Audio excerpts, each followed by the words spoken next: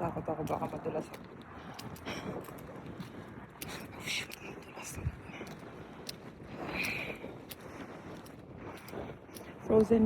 Frozen yung pond ngayon. Pero actually, nag-melt na yung top. Hindi ko makapaglakad ng mabilis kasi sobrang dulas.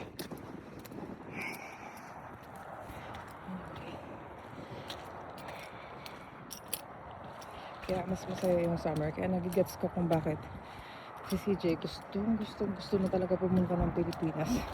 Dahil dito sa lamig na to.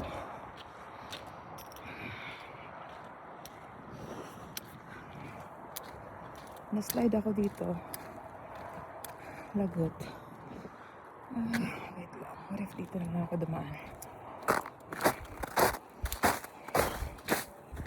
So, bali ito yung clubhouse. Pwede ka dyan pumunta anytime. Gusto nyo mag-billiards, mag-cafe or something. Ngayon, nasa bahay pa si CJ, pero paalis siya papunta sa work. Sabi ko maglalakad-lakad muna ako kasi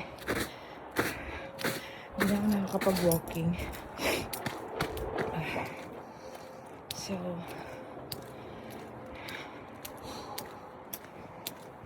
So ito yung parking lot ng clubhouse. Tulas ako.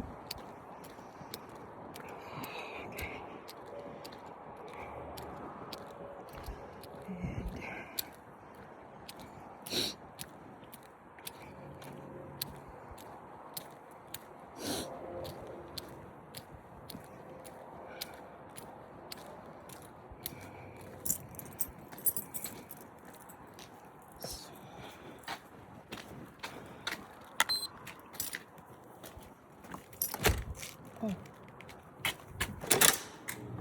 Okay. Just here.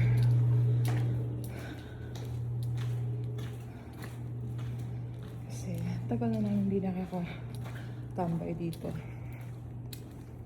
Oh, cute ng Christmas tree. So pretty. Ang ganda. Okay. So pwede mag-hangout muna dito. Gustong